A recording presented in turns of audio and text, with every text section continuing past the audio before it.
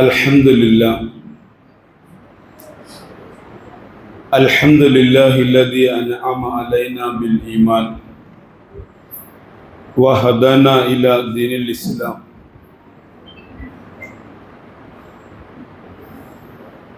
أشهد أن لا إله إلا الله وحده لا شريك له وأشهد أن محمدا عبده ورسوله أرسله بالهدى والدين الحق ليظهره على الدين كله ولو كره المشركون صلى الله على محمد وعلى آله وصحبه وسلم ومن تبعهم بإحسان إلى يوم الدين إن أريد إلا الإصلاح ما استطعت وما توفيقي إلا بالله عليه توكلت وإليه أنيب رب اشرح لي صدري ويسر لي أمري واحلل عقدة من لساني يفقهوا قولي.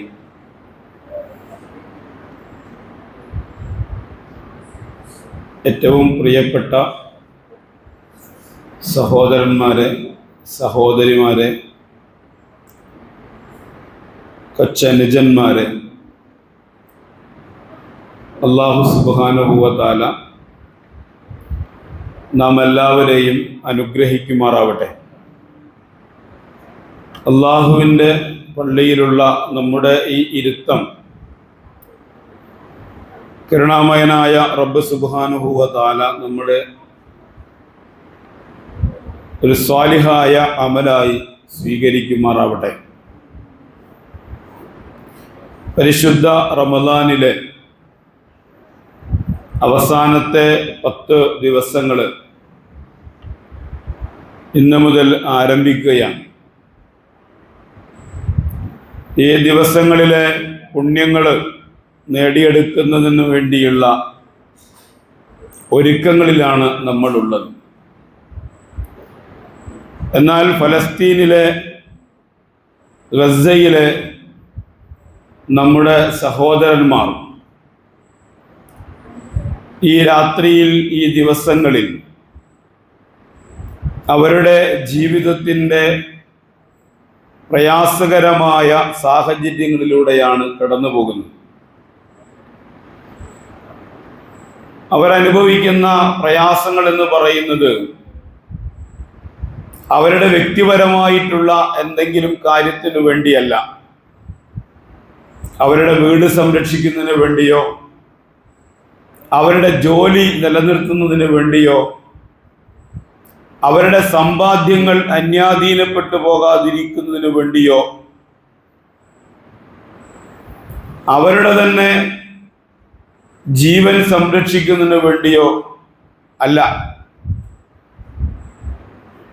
മുസ്ലിം സമൂഹത്തിൻ്റെ, ലോകത്ത് എങ്ങോളമുള്ള മുസ്ലിം സമൂഹത്തിൻ്റെ ആദ്യത്തെ ഖിബലയായിട്ടുള്ള മസ്ജിദുൽ അഖ്സയിൽ ആ മണ്ണും സംരക്ഷിക്കുന്നതിന് വേണ്ടിയാണ് അവർ അനുഭവിച്ചു കൊണ്ടിരിക്കുന്ന ഈ ത്യാഗങ്ങൾ എത്രയും എന്ന് നമുക്ക് മനസ്സിലാക്കാൻ കഴിയേണ്ടതുണ്ട്. അഖ്സ കേന്ദ്രീകരിച്ചുകൊണ്ട് ഒരു ഇസ്ലാമിക സംവിധാനത്തെ നിലനിർത്തുന്നതിന് വേണ്ടിയുള്ള കഠിനമായ പരിശ്രമങ്ങളിലാണ്. ഒരുപക്ഷെ നമുക്കറിയാവുന്നതുപോലെ അമേരിക്കയുടെ പുതിയ പ്രസിഡന്റായി ട്രംപ് അധികാരമേറ്റതിന് ശേഷം ഗസയിലെ ആളുകൾക്ക് ഓഫർ ചെയ്യുന്നുണ്ട്. ഗസ നിങ്ങൾ വിട്ടുപോകണം, ഞങ്ങളിത് ടൂറിസ്റ്റ് കേന്ദ്രമാക്കാൻ പോവുകയാണ്. കടലിനോട് ചേർന്ന് കിടക്കുന്ന പ്രദേശം എന്ന നിലയിൽ ഇതിനെ ടൂറിസ്റ്റ് കേന്ദ്രമാക്കാനുള്ള പദ്ധതികൾ ഞങ്ങൾ ആവിഷ്കരിച്ചു കൊണ്ടിരിക്കുന്നുണ്ട്. നിങ്ങൾക്ക് സമാനമായ സ്വഭാവത്തിൽ അല്ലെങ്കിൽ അതിനേക്കാൾ മെച്ചപ്പെട്ട രീതിയിൽ ഭൂമിയും സൗകര്യങ്ങളും മറ്റു പ്രദേശങ്ങളിൽ ഒരുക്കി തരും എന്ന വലിയ വാഗ്ദാനം ട്രംപ് കൊടുക്കുന്നുണ്ട്. പക്ഷേ ഈ ആളുകൾ അവിടെ നിൽക്കുന്നത് ആ മണ്ണിനെ, അഥവാ മസ്ജിദുൽ അഖ്സ സ്ഥിതി ചെയ്യുന്ന മണ്ണിനെ, ആ പ്രദേശത്തെ സംരക്ഷിക്കുന്നതിന് വേണ്ടിയാണ്. മസ്ജിദുൽ അഖ്സ എന്ന് പറഞ്ഞാൽ നമുക്കറിയാം, മുസ്ലിങ്ങളുടെ ആദ്യത്തെ ഖിബലയാണ് മസ്ജിദുൽ അഖ്സ. 3 ഹറമുകൾ പുണ്യം ഉദ്ദേശിച്ചുകൊണ്ട് യാത്ര ചെയ്യാൻ ദീനുൽ ഇസ്ലാം അനുവാദം നൽകപ്പെട്ട 3 പള്ളികളുണ്ട്. എന്തെങ്കിലും ഒരു പ്രത്യേകത ഉണ്ടെങ്കിൽ ഒരു പള്ളിയിൽ പ്രത്യേകമായി തീർത്ഥാടനം ചെയ്യുകയും ആ പള്ളിയിൽ പോയി നമസ്കരിച്ചാൽ പ്രത്യേകമായ കൂലിയുണ്ട് എന്ന് പറയപ്പെടുകയും ചെയ്യുന്ന 3 പള്ളികളാണ് ലോകത്ത് നിർണയിക്കപ്പെട്ടിട്ടുള്ളത്. അതിലൊന്ന് ഈ മസ്ജിദുൽ അഖ്സയാണ്, ബൈത്തുൽ മുഖദ്ദസാണ്. മൂന്നാമതായി പരിശുദ്ധ ഖുർആൻ അനുഗ്രഹീതമായ സ്ഥലം, മുബാറക്കായ സ്ഥലം, അള്ളാഹു പ്രത്യേകമായി അനുഗ്രഹിച്ച സ്ഥലം എന്ന് പരിശുദ്ധ ഖുർആനിൽ പലതവണ ആവർത്തിച്ച് പരാമർശിച്ചിട്ടുള്ള ഒരു സ്ഥലമാണ് ഈ മസ്ജിദുൽ അഖ്സ സ്ഥിതി ചെയ്യുന്ന ഈ പ്രദേശം എന്ന് പറയുന്നത്. അള്ളാഹുവിനെ ആരാധിക്കുന്നതിന് വേണ്ടി ലോകത്ത് ആദ്യമായി പണികഴിക്കപ്പെട്ട ഭവനം പരിശുദ്ധ കഅബയാണ് എന്ന് നമുക്കറിയാം. രണ്ടാമതായി പണികഴിപ്പിക്കപ്പെട്ട ഭവനമാണ് ഈ മസ്ജിദുൽ അഖ്സ എന്ന് പറയുന്നത്, ബൈത്തുൽ മഖ്ദിസ് എന്ന് പറയുന്നത്. ബൈത്തുൽ മഖ്ദിസിന്റെ മറ്റൊരു പ്രത്യേകത എന്ന് പറയുന്നത് റസൂലുള്ളാഹി സ്വല്ലല്ലാഹു അലൈഹി വസല്ലമയുടെ ഇസ്രാ നടന്നത് അവിടേക്കാണ്. ഇസ്രാ മിഅ്റാജ് പ്രവാചകന്റെ ജീവിതത്തിലെ വളരെ പ്രധാനപ്പെട്ട മുഅ്ജിസത്തുകളിൽപ്പെട്ട ഒന്നാണ്. ആ ഇസ്രാ നടന്ന പ്രദേശമാണ് പൂർവികരായ പ്രവാചകന്മാർ കഴിഞ്ഞു പോയൊരു പ്രദേശം എന്ന നിലയിൽ സുബ്ഹാനല്ലദീ അസ്റാ ബി അബ്ദിഹി ലൈലൻ മിനൽ മസ്ജിദിൽ ഹറാം ഇലൽ മസ്ജിദിൽ അഖ്സല്ലദീ ബാറക്നാ ഹൗല. അല്ലാഹു പ്രത്യേകമായി അനുഗ്രഹിച്ച ഈ പ്രദേശത്തെയും അതിന്റെ ചുറ്റുവട്ടത്തെയും, കഅബയിൽ നിന്ന് മസ്ജിദുൽ ഹറമിൽ നിന്ന് അല്ലാഹു സുബ്ഹാനഹു വ തആല റസൂലുള്ളാഹി സ്വല്ലല്ലാഹു അലൈഹി വസല്ലമയെ കൊണ്ടുപോയതാണ് ഈ പ്രദേശത്തേക്ക്. ഇസ്ലാമിക ചരിത്രത്തിൽ ഈ പ്രദേശത്തിന്റെ 4ാമത്തെ ഒരു സവിശേഷതയാണത്. 5ാമതായിട്ട് നമുക്ക് കാണാൻ കഴിയുന്നത് നിരവധി പ്രവാചകന്മാർ വന്നുപോയിട്ടുള്ള ഒരു സ്ഥലമാണ്. ഒരുപാട് പ്രവാചകന്മാരുടെ, ഇപ്പൊ കഅബ പോലും അള്ളാഹുവിനെ ആരാധിക്കാൻ വേണ്ടി പണികഴിക്കപ്പെട്ട 1ാമത്തെ ഭവനമായ കഅബ, ആ കഅബ പണികഴിപ്പിച്ചത് ഇബ്രാഹിം നബി അലൈഹിസ്സലാമയാണ്. ഇബ്രാഹിം നബി അലൈഹിസ്സലാമയുടെ സന്ദർഭത്തിൽ അത് കേന്ദ്രമാണ്. രണ്ടാമതായി ഇബ്രാഹിം നബി അലൈഹിസ്സലാമയോടൊപ്പം ആ പ്രവർത്തനത്തിൽ പങ്കാളിത്തം വഹിച്ചത് ഇസ്മായിൽ നബി അലൈഹിസ്സലാമയാണ്. ആ പ്രവാചകന്റെയും ആസ്ഥാനം അതാണ്. അത് കഴിഞ്ഞാൽ പിന്നീട് ആ പ്രദേശത്തേക്ക് വരുന്നത് അന്ത്യപ്രവാചകനായ മുഹമ്മദ് മുസ്തഫ സല്ലല്ലാഹു അലൈഹി വസല്ലമയാണ്. ഇതിനിടയിൽ വേറെ ഏതെങ്കിലും ഒരു പ്രവാചകൻ അങ്ങോട്ട് വന്നതായി നമുക്ക് അറിയുകയില്ല. അതിനെന്തെങ്കിലും ഒരു പരാമർശങ്ങൾ പരിശുദ്ധ ഖുർആനിൽ നമുക്ക് കാണാൻ കഴിയില്ല. എന്നാൽ ബൈത്തുൽ മഖ്ദിസ് അങ്ങനല്ല. ഒരുപാട് പ്രവാചകന്മാർ ആ പുണ്യഭൂമിയിൽ വന്നുപോയിട്ടുണ്ട് എന്നത് അതിൻ്റെ സവിശേഷതയിൽ നമുക്ക് കാണാൻ കഴിയുന്ന കാര്യമാണ്.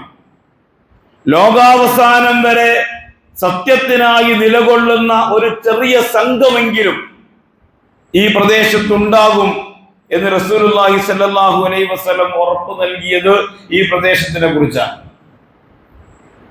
ഇപ്പൊ ടൂറിസ്റ്റ് കേന്ദ്രമാക്കാൻ വേണ്ടിയുള്ള ശ്രമങ്ങളൊക്കെ നടത്തി, പദ്ധതികളൊക്കെ ആവിഷ്കരിച്ച് അങ്ങോട്ട് വരുമ്പോ റസൂലുള്ളാഹി സ്വല്ലല്ലാഹു അലൈഹി വസല്ലം പറയുന്നത് ലോകാവസാനം വരെ പ്രവാചകന്റെ ഒരു പ്രവചനവും സത്യസന്ധമായി പുലരാതിരുന്നിട്ടില്ല.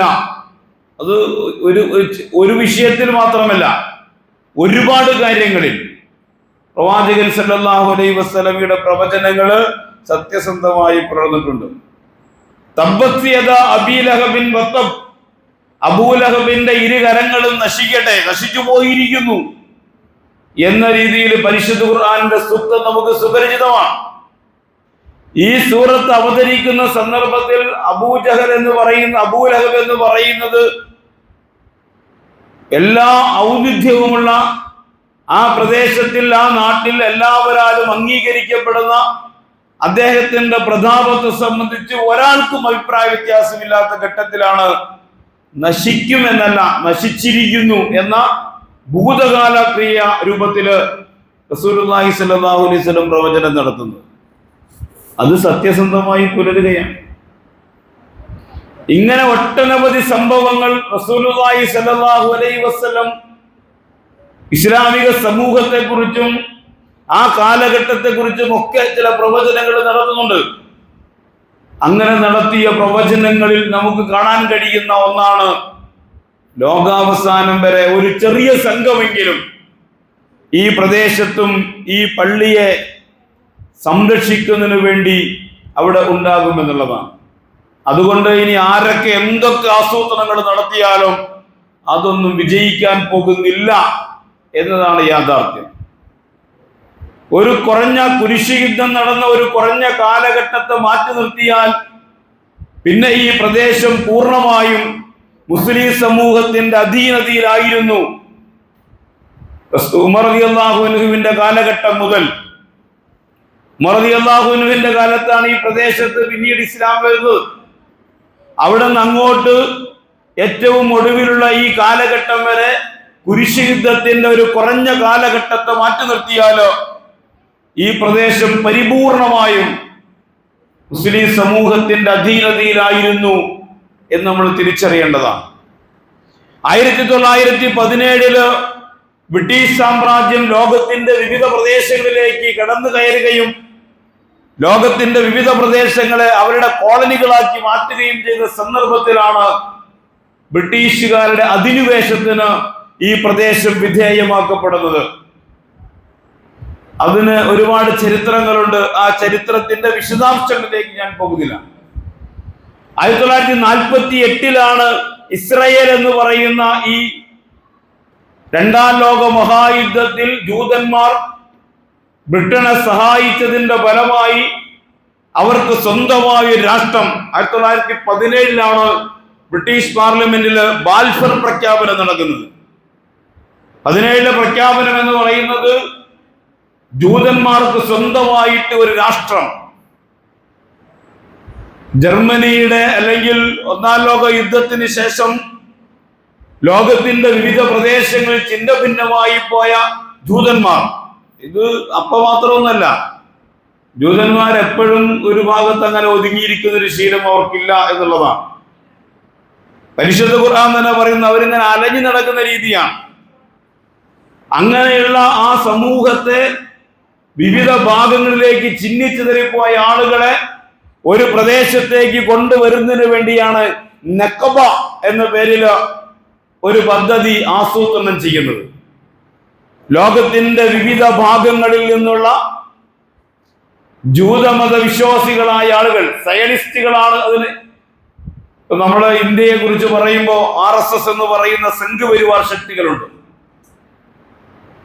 എല്ലാ ഹിന്ദുമത വിശ്വാസികളും RSSകാരല്ല എന്നതുപോലെ എല്ലാ ജൂതന്മാരും സയനിസ്റ്റുകളല്ല. സയനിസ്റ്റുകളാണ് മുസ്ലിം സമൂഹത്തിന് വംശീയമായി ഉന്മൂലനം ചെയ്യുന്നതിന് വേണ്ടിയുള്ള പദ്ധതികൾ ആവിഷ്കരിച്ച് നടപ്പിലാക്കിക്കൊണ്ടിരിക്കുന്നത്. അപ്പൊ ലോകത്തിന്റെ വിവിധ ഭാഗങ്ങളിലേക്ക് ഈ സയനിസ്റ്റുകളുടെ മുദ്രാവാക്യം നഖബ എന്ന് പറയുന്ന ഈ പദ്ധതി ആവിഷ്കരിച്ചുകൊണ്ട് അവർ നടത്തിയ മുദ്രാവാക്യം എന്ന് പറയുന്നത് ഭൂമിയില്ലാത്ത ജനത്തിന് ജനവാസമില്ലാത്ത ഭൂമി. ഇതൊരു തെറ്റിദ്ധാരണ പരത്തുകയാണ്. ഫലസ്തീൻ എന്ന് പറയുന്ന പ്രദേശത്ത് മനുഷ്യന്മാരില്ല, ജനവാസമില്ലാത്ത ജനങ്ങളില്ലാത്ത ഒരു പ്രദേശമാണ് ഫലസ്തീൻ എന്ന് പറയുന്ന പ്രദേശം. അതുകൊണ്ട് സ്വന്തമായി ഭൂമിയില്ലാത്ത ജനവിഭാഗത്തിന് ജനവാസമില്ലാത്ത ഭൂമി എന്ന ഒരു ക്യാപ്ഷൻ ജനങ്ങളുടെ മുമ്പിൽ അവതരിപ്പിച്ചുകൊണ്ടാണ് ലോകത്തിന്റെ വിവിധ പ്രദേശങ്ങളിൽ നിന്ന് ജൂതന്മാരായ ആളുകളെ അങ്ങോട്ടേക്ക് കൊണ്ടുവരുന്നത്. നമ്മൾ മനസ്സിലാക്കേണ്ടത്, ഫലസ്തീനിൽ ആ സമയത്ത് അറബികളായ ആളുകളുണ്ട്. ആ അറബികളിൽ മുസ്ലിങ്ങളായ ആളുകളുടെ അല്ലാത്തവരുണ്ടാവാം. ഫലസ്തീൻ എന്ന് പറയുന്നത് നമ്മുടെ ഗാന്ധി നടത്തിയൊരു പ്രസ്താവനയുണ്ട്. ബ്രിട്ടൻ പാർലമെന്റ് ഈ ജൂതരാഷ്ട്രം ഇസ്രായേൽ എന്ന് പറയുന്ന ജൂതരാഷ്ട്രത്തിന് അംഗീകാരം നൽകി 1948 പ്രമേയം പാസാക്കിയ സന്ദർഭത്തില് ഗാന്ധിജിയോട് ഇതിനെ സംബന്ധിച്ച് ചില പരാമർശം ചോദിക്കുന്നുണ്ട്. അന്ന് ഗാന്ധിജി പറയുന്നൊരു വർത്തമാനമുണ്ട്. ബ്രിട്ടൻ എന്ന് പറയുന്നത് ബ്രിട്ടീഷുകാരുടേതുപോലെ, ഇന്ത്യക്കാരുടേതുപോലെ, ഫലസ്തീനികളുടേതാണ്, അല്ലാതെ അത് ജൂതന്മാരുടെ അല്ല. ആ നാട്ടിൽ ആരാണോ താമസിക്കുന്ന അവരുടേതാണ്. ഇതൊരു വൈരുദ്ധ്യമുണ്ട്. ഇസ്രായേലിലേക്ക് കുടിയേറി പാർത്ത ലോകത്തിന്റെ വിവിധ ഭാഗങ്ങളിൽ നിന്ന് അവിടേക്ക് മാറി താമസിച്ച ആളുകളുണ്ടല്ലോ, അവർക്ക് ഇരട്ട പൗരത്വം. ഒന്ന് അവർക്ക് ആ നാട്ടിലെ പൗരത്വവും, പിന്നെ അവർ ഏത് നാട്ടിൽ നിന്നാണോ വരുന്നത്, കാരണം ഒരു പ്രത്യേകമായ ലക്ഷ്യത്തോടു കൂടി അവിടെയുള്ള മുസ്ലിം സമൂഹത്തെ പുറന്തള്ളുന്നതിന് വേണ്ടി ലോകത്തിന്റെ വിവിധ ഭാഗങ്ങളിൽ നിന്ന് ജൂതന്മാർ അങ്ങോട്ടേക്ക് കുടിയേറി പാർക്കാൻ അവസരം കൊടുക്കുകയാണ്. അവർക്ക് ജോലി വാഗ്ദാനം ചെയ്ത്, അവർക്ക് ഭൂമി വാഗ്ദാനം ചെയ്ത്, അവർക്ക് മറ്റു പദത്തിലുള്ള ആനുകൂല്യങ്ങൾ വാഗ്ദാനം ചെയ്ത്, സൗജന്യമായി വിദ്യാഭ്യാസവും സൗജന്യമായി ആരോഗ്യ പരിരക്ഷയും ഇതെല്ലാം വാഗ്ദാനം ചെയ്ത് അവരെ പ്രത്യേകമായി ആകർഷിക്കുകയാണ് അങ്ങോട്ട്. ചില പദ്ധതികൾ, അതാണ് നക്കബ എന്ന് പറയുന്നത്. ചില പദ്ധതികൾ പ്രത്യേകമായി ആവിഷ്കരിച്ച് ലോകത്തിന്റെ മുക്കുമൂലകളിലുള്ള ചിതറിപ്പോയ ജൂതമത വിശ്വാസികളായ ആളുകളെ ഇങ്ങോട്ട് വാഗ്ദാനങ്ങൾ നൽകിക്കൊണ്ടുവരികയാണ്. അങ്ങനെ വരുന്ന ആളുകൾക്ക് അവര് വേറെ ഏതോ പ്രദേശത്തായിരിക്കും, അവിടെ അവർക്ക് എന്തുണ്ട്, പൗരത്വമുണ്ട്. അങ്ങനെ ഇരട്ട പൗരത്വം. എന്നാൽ ഈ ഫലസ്തീനിൽ ജനിച്ചു വളർന്ന ആ പ്രദേശത്തെ ആളുകളുണ്ടല്ലോ, ഇങ്ങനെ വിവിധ പ്രദേശങ്ങളിൽ ഇങ്ങോട്ട് കുടിയേറി പാർക്കുമ്പോ അവിടുത്തെ തദ്ദേശീയരായ ആളുകൾ അവിടെ നിന്ന് പുറന്തള്ളപ്പെടുകയാണ്. അവർക്കൊരു നാട്ടിലും പൗരത്വമില്ല. ഇന്ന് ലോകത്തിന്റെ വിവിധ ഭാഗങ്ങളിൽ ഫലസ്തീനികളായ ആളുകളുണ്ട്, അവർക്കൊരു നാട്ടിലും പൗരത്വമില്ലാത്ത ഒരു സ്ഥിതി, അഭയാർത്ഥി ക്യാമ്പുകളിൽ കഴിയേണ്ടി വരുന്ന ഒരു സാഹചര്യം ഉണ്ടായി എന്നുള്ളതാണ്. ഇത് ലോകത്ത് ഇന്ന് നമ്മൾ കാണുന്ന ഏറ്റവും വലിയ അനീതിയാണ് എന്ന് നമ്മൾ മനസ്സിലാക്കണം. എന്നാൽ ഈ മണ്ണിനെ സംരക്ഷിക്കുന്നതിന് വേണ്ടി നിരന്തരമായി ഇസ്ലാമിസ്റ്റുകൾ പരിശ്രമിച്ചു കൊണ്ടിരിക്കുന്നുണ്ട്. ഇമാം ബന്നയുടെ നേതൃത്വത്തിൽ ഇഖ്വാനികള് ധീരമായി നിലപാട് സ്വീകരിക്കുന്നുണ്ട്. അങ്ങനെയാണ് 1967 1987 അഹമ്മദ് യാസീന്റെ നേതൃത്വത്തില് ഇന്തിഫാദ ആരംഭിക്കുന്നത്. അഹമ്മദ് യാസീൻ നമുക്കറിയാം, വീൽ ചെയറിലാണ് അദ്ദേഹം ജീവിച്ചത്. ആ വീൽ ചെയറിൽ ജീവിക്കുന്ന മനുഷ്യൻ ആഹ്വാനം ചെയ്തതിന്റെ അടിസ്ഥാനത്തിലാണ് 1987 ഇന്തിഫാദ ആരംഭിക്കുന്നത്. വെറും കല്ലുകളാണ് അവരുടെ ആയുധങ്ങൾ. ആ കല്ലുകൾ ആയുധമാക്കിയിട്ടാണ് ആ തദ്ദേശീയരായ ആളുകള് ആ മണ്ണിനെ സംരക്ഷിക്കാൻ വേണ്ടി. നമുക്കറിയാം, ഇന്ത്യയിലെ സ്വാതന്ത്ര്യ സമരം നമ്മൾ പഠിച്ച ആളുകളാണ്. ചരിത്രത്തില് സ്കൂളുകളിൽ നമ്മൾ പഠിക്കുമ്പോൾ ഇന്ത്യയുടെ സ്വാതന്ത്ര്യ സമരം നമ്മൾ പഠിച്ചിട്ടുണ്ട്. ഇന്ത്യയുടെ സ്വാതന്ത്ര്യ സമരം എന്ന് പറയുന്നത് ഇവിടെ ജനിച്ചു വീഴുന്ന ഓരോരുത്തരും ഇന്ത്യയുടെ പൗരന്മാരാണ്. ഈ മണ്ണ് അവരുടേതാണ്. അതിന് ബ്രിട്ടീഷുകാർ അധിനിവേശം നടത്തി അവരുടെ അധികാരങ്ങളെ സ്ഥാപിക്കുമ്പോൾ തങ്ങൾ പിറന്ന നാടും പിറന്ന മണ്ണും സംരക്ഷിക്കാൻ വേണ്ടി നടത്തുന്ന പോരാട്ടങ്ങളെ രാജ്യദ്രോഹ പ്രവർത്തനമായി ബ്രിട്ടീഷുകാര് വിലയിരുത്തുമ്പോൾ ഇന്ത്യക്കാർ അതിനെ വിലയിരുത്തുന്നത് സ്വാതന്ത്ര്യ സമരമായിട്ടാണ്. ഫലസ്തീനികൾ നടത്തുന്ന പോരാട്ടം എന്ന് പറയുന്നത് അവര് പിറന്നു വീണ മണ്ണിനെ സംരക്ഷിക്കുന്നതിന് വേണ്ടിയുള്ള പോരാട്ടമാണ്. അത് സ്വാതന്ത്ര്യ സമരമാണ്. അവിടേക്ക് അധിനിവേശം നടത്തിയ ആളുകള് അത് രാജ്യദ്രോഹ പ്രവർത്തനമായി വിലയിരുത്തുന്നുണ്ടാകാം. ഇന്ത്യയിൽ നടന്ന ചെറുതും വലുതുമായ സ്വാതന്ത്ര്യ സമര പോരാട്ടങ്ങളെ ബ്രിട്ടീഷുകാർ അധിനിവേശ ശക്തികള് കലാപങ്ങളായോ അല്ലെങ്കിൽ രാജ്യദ്രോഹ പ്രവർത്തനങ്ങളായോ വിലയിരുത്തുകയും അതിലേർപ്പെട്ട ആളുകളെ അന്തമാനിലേക്കോ അല്ലെങ്കിൽ മറ്റ് വിവിധ പ്രദേശങ്ങളിലേക്കൊക്കെ നാടുകടത്തുകയോ തുറങ്കിലടക്കുകയോ വെടിവെച്ചു കൊല്ലുകയോ ഒക്കെ ചെയ്തിട്ടുണ്ട്. പക്ഷേ അങ്ങനെ വെടിവെച്ചു കൊല്ലപ്പെട്ട ആളുകള് ഇന്ത്യയുടെ സ്വാതന്ത്ര്യ സമര ചരിത്രത്തിൽ ധീര രക്തസാക്ഷികളാണ്. നാടുകടത്തപ്പെട്ട ആളുകൾ ഈ നാടിനു വേണ്ടി, ഈ മണ്ണിനു വേണ്ടി അധിനിവേശ ശക്തികളാൽ നാടുകടത്തപ്പെട്ടവർ എന്ന നിലക്കാണ് നമ്മൾ ചരിത്രം പഠിക്കാറുള്ളത്.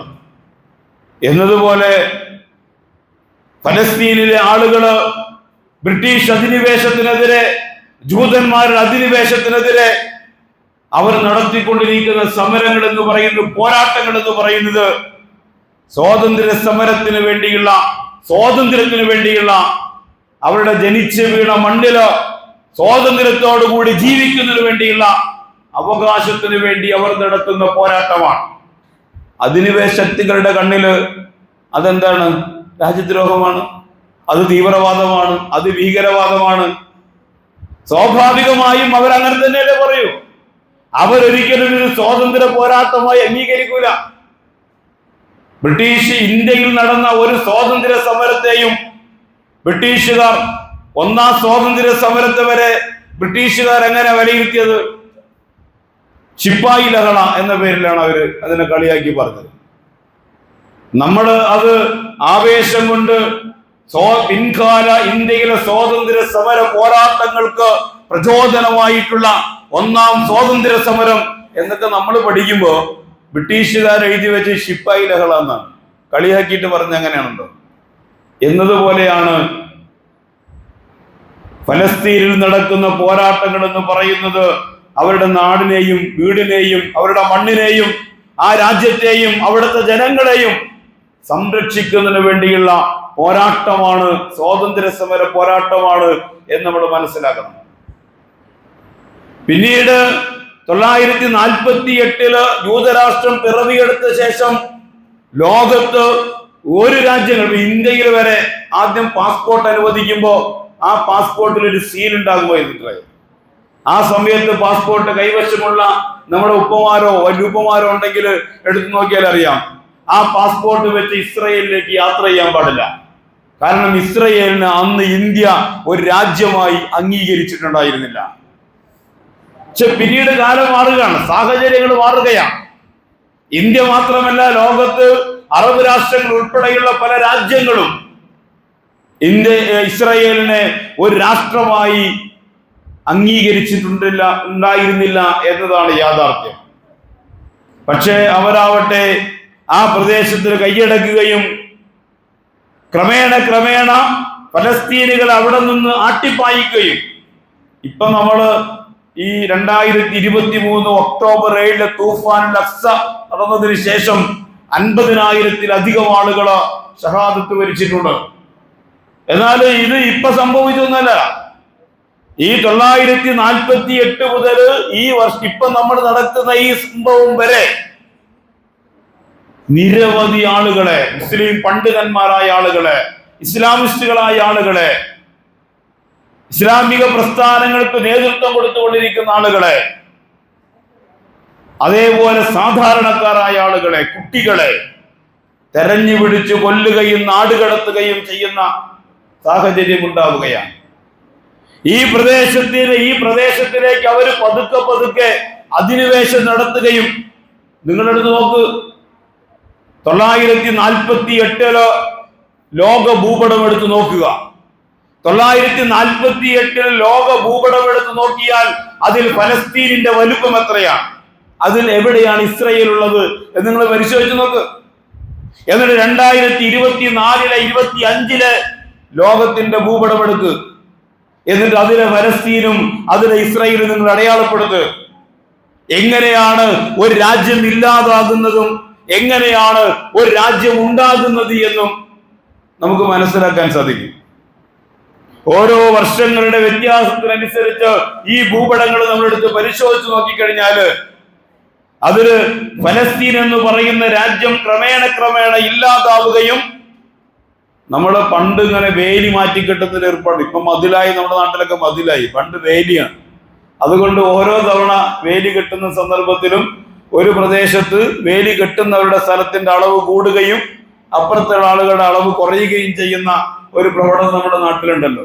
എന്നതുപോലെ ഫലസ്തീനുകളുടെ മണ്ണ്, ഫലസ്തീനുകളുടെ ഭൂപ്രദേശം അളവ് കുറയുകയും ഈ അധിനിവേശ ശക്തികളുടെ ഭൂപ്രദേശത്തിന്റെ അളവ് കൂടുകയും ചെയ്തുകൊണ്ടിരിക്കുന്നു എന്നുള്ളതാണ്.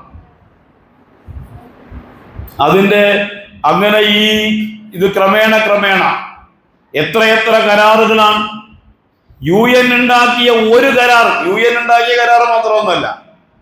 പ്രവാചകൻ സല്ലല്ലാഹു അലൈഹി വസല്ലം മക്കയിൽ നിന്ന് മദീനയിലേക്ക് എത്തിയപ്പോ അവിടെ ജൂത ഗോത്രങ്ങൾ ഉണ്ടായിരുന്നു. ആ ജൂത ഗോത്രങ്ങളുമായി പ്രവാചകൻ കരാറിൽ ഏർപ്പെടുകയാണ് ചെയ്തത്. അവരെ പുറത്താക്കിയിട്ടില്ല. ജൂതന്മാരായ ആളുകളെ മദീനയിൽ നിന്ന് പുറത്താക്കിയിട്ടില്ല. മദീന എന്ന് പറയുന്ന അറബികളുടേതാണ്. ഔസ് ഖസ്റജ് ഗോത്രങ്ങളാണ്. അതേപോലെ വേറെയും ചില ഗോത്രങ്ങളുണ്ട്. എന്നാൽ ജൂതന്മാരായ ആളുകൾ അവിടെ താമസിക്കുകയും അവരുടെ ഗോത്രങ്ങൾ ഉണ്ടാവുകയും ചെയ്തിരുന്നു. ആ ഗോത്രങ്ങളിൽ നിന്ന്, ആ നാട്ടിൽ നിന്ന് ജൂതന്മാരെ പ്രവാചകർ പുറത്താക്കിയിട്ടില്ല. അവരെ താമസിക്കാൻ അനുവദിക്കുകയാണ് ചെയ്തത്. എന്നിട്ട് അവരുമായി കരാറിലുണ്ടാക്കുകയാണ്. ഖൈബർ പോലെ, അതേപോലെ തന്നെ ഖുറൈദ പോലെ, ഇങ്ങനെ പലതരത്തിലുള്ള, ഖൈനുഖാ പോലെ പലതരത്തിലുള്ള ഗോത്രങ്ങളുണ്ട്. അത് ജൂത ഗോത്രങ്ങളാണ്. പ്രവാചകൻ അവരുമായി സന്ധി ഉണ്ടാക്കുകയാണ്, കരാറുണ്ടാക്കുകയാണ്. പരസ്പരം ആക്രമിക്കാൻ പറ്റൂല. ആരെങ്കിലും ആക്രമിക്കാൻ വന്നാൽ നമ്മൾ അവരെ വരുന്നവരെ സഹായിക്കാൻ പറ്റൂല. അതേസമയം നമ്മൾ തമ്മിൽ സഹായിക്കുകയും ചെയ്യണം. ഇങ്ങനെയൊക്കെ കരാറിൽ ഏർപ്പെട്ട ഈ കരാർ പ്രവാചകന്റെ കാലം മുതൽ ഈ കരാർ ലംഘനം തുടങ്ങിയവരാണത്. ഈ UN വന്നതിന് ശേഷം, ഐക്യരാഷ്ട്രസഭ വന്നതിന് ശേഷം, ഇസ്രായേൽ എന്ന് പറയുന്ന രാഷ്ട്രം രൂപീകരിക്കപ്പെട്ടതിന് ശേഷം കരാർ ലംഘിക്കാൻ തുടങ്ങിയതല്ല. ഇനി അതിൻ്റെയും മുമ്പ് ഈസാ നബി അലൈഹിസ്സലാമയെ കുരിശിലേറ്റി എന്നാണല്ലോ അവരുടെ കാഴ്ചപ്പാടനുസരിച്ച്. അതും ചതിപ്രയോഗത്തിലൂടെയാണ്. പരിശുദ്ധ ഖുർആന്റെ വിശ്വാസം അനുസരിച്ച് ഈസാ നബി അലൈഹിസ്സലാം കുരിശിൽ തറയ്ക്കപ്പെട്ടിട്ടില്ല. പക്ഷെ ആ ഈസാ നബി അലൈഹിസ്സലാമിയെ കുരിശിൽ തറച്ചു എന്ന് അവർ സ്വയം അവകാശപ്പെടുന്നുണ്ട്. അതും ചതിപ്രയോഗത്തിൽ. അപ്പൊ തുടങ്ങിയതാണ് ഈ ചതിയും വഞ്ചനയും കളവും എന്ന് പറയുന്നത്. അവിടെ നിന്ന് തുടങ്ങിയിട്ട് ഈ തൂഫാനുൽ അക്സയ്ക്ക് ശേഷം ഏറ്റവും ഒടുവിൽ വെടിനിർത്തുന്ന സന്ദർഭത്തില് ബന്ദികളെ മോചിപ്പിക്കാൻ, ഇതൊക്കെ നമുക്ക് അറിയുന്ന സംഭവമായതുകൊണ്ട് ഞാൻ ആവർത്തിക്കുന്നില്ല. ബന്ദികളെ മോചിപ്പിച്ച്, തൂഫാനുൽ അക്സയ്ക്ക് ശേഷം ബന്ദികളെ മോചിപ്പിച്ച് ഫലസ്തീൻ എന്ന് പറയുന്ന രാഷ്ട്രത്തെ ഇല്ലാതാക്കും എന്ന് വീമ്പ് വിളക്കി വെല്ലുവിളിച്ച് ഇറങ്ങിത്തിരിച്ച ആളാണ് നെതന്യാഹു. എന്നിട്ട് 10-14 മാസം യുദ്ധം ചെയ്തിട്ട് 50,000-ഓളം ആളുകളെ ഷഹാദത്തിന്റെ പദവി അവർക്ക് ലഭിച്ചു എന്നല്ലാതെ വേറെ എന്തെങ്കിലും മാറ്റം ഉണ്ടായോ? ഒരു ബന്ദിയെ പോലും കണ്ടെത്താൻ അവർക്ക് കഴിഞ്ഞില്ല. അവസാനം പിന്നെ തോൽവി സമ്മതിക്കുകയാണ്. നെതന്യാഹു തോൽവി സമ്മതിക്കുകയാണ്. ആ തോൽവി സമ്മതിച്ചുകൊണ്ട് കരാറിൽ ഒപ്പിടാൻ തയ്യാറാവുകയാണ്. അങ്ങനെ ബന്ദി മോചനത്തിനു വേണ്ടി മറ്റ് രാജ്യങ്ങളുടെ സാന്നിധ്യത്തിൽ ഹമാസും ഇസ്രയേലും തമ്മിൽ കരാർ ഒപ്പിടുകയാണ്. ആ സമയത്ത് തന്നെ ഇസ്രയേൽ എന്ന് പറയുന്ന രാജ്യത്തിന്റെ അകത്തുള്ള, നേരത്തെ ഞാൻ പറഞ്ഞല്ലോ, സയനിസ്റ്റുകളല്ലാത്ത ജൂതമത വിശ്വാസികൾപ്പെട്ട ചില ആളുകൾ പറഞ്ഞിരുന്നു ഈ കരാർ ഇവർ ലംഘിക്കും. നിങ്ങൾ നോക്കിക്കോ, ഇത് നിലനിൽക്കാൻ പോകുന്ന കരാറല്ല. ഈ ബന്ദി മോചനം പൂർത്തിയായി കഴിഞ്ഞാൽ നെതന്യാഹു കരാർ ലംഘിക്കും. ഇത് അവരെ കൂട്ടത്തിൽപ്പെട്ട ആളുകൾ തന്നെ പറയുന്നത്. അതാണ് ഇപ്പൊ സംഭവിച്ചത്. ഏതാണ്ട് ബന്ദി കൈമാറ്റം ഏറെക്കുറെ പൂർത്തിയായ ഘട്ടത്തിലാണ് വീണ്ടും എന്ത് ചെയ്യുന്നത്? ഏകപക്ഷീയമായ ആക്രമണം നടത്തുന്നത്. കഴിഞ്ഞ ദിവസങ്ങളിൽ കുട്ടികളെ തെരഞ്ഞുപിടിച്ച് വംശീയമായ ഉന്മൂലനം ലക്ഷ്യം വെക്കുന്ന ഏതു ഭരണകൂടങ്ങളും പണ്ട് മുതലേ സ്വീകരിച്ചു വന്ന രീതിയാണ് കുട്ടികളെ ഇല്ലാതാക്കുക എന്ന് പറയുന്നത്. ഫറോവയുടെ ചരിത്രം നമുക്കറിയാം. മൂസ അലൈഹിസ്സലാമയുടെ ജനനത്തിന്റെ സന്ദർഭത്തിൽ ബനി ഇസ്രായേൽ സമൂഹം ഉയർന്നു വരികയും വളർന്നു വരികയും തന്റെ അധികാരത്തിന് അത് ഭീഷണിയാവുകയും ചെയ്യും എന്ന് മനസ്സിലാക്കിയ ഫറോവ ചെയ്ത പണി എന്താ? കുട്ടികളെ കൊന്നുകളയുക. അവരിലെ പിറന്നു വീഴുന്ന ആൺകുട്ടികളെ കൊന്നുകളയുക. ഇത് ഫറോവയുടെ നിലപാടാ. ഇത് ഫറോവയുടെ മാത്രം നിലപാടല്ല. ലോകത്ത് നിങ്ങൾ എവിടെയെല്ലാം വംശീയമായ ഉന്മൂലനം ലക്ഷ്യം വെച്ചിട്ടുണ്ടോ? ഇപ്പൊ ഇന്ത്യയിൽ എന്താ സംഭവിച്ചുകൊണ്ടിരിക്കുന്നത്? ഇന്ത്യയിലെ ചെറുപ്പക്കാരായ ആളുകൾ, വിദ്യാസമ്പന്നരായ ആളുകൾ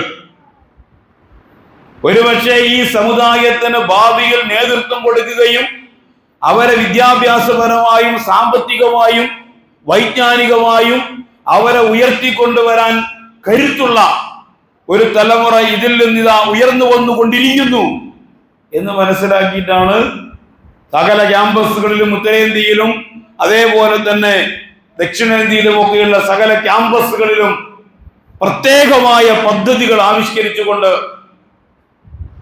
ഈ പറയപ്പെട്ട കലാപങ്ങളും വർഗീയ സംഘടനകളും ഒരു ഭാഗത്ത് നടക്കും.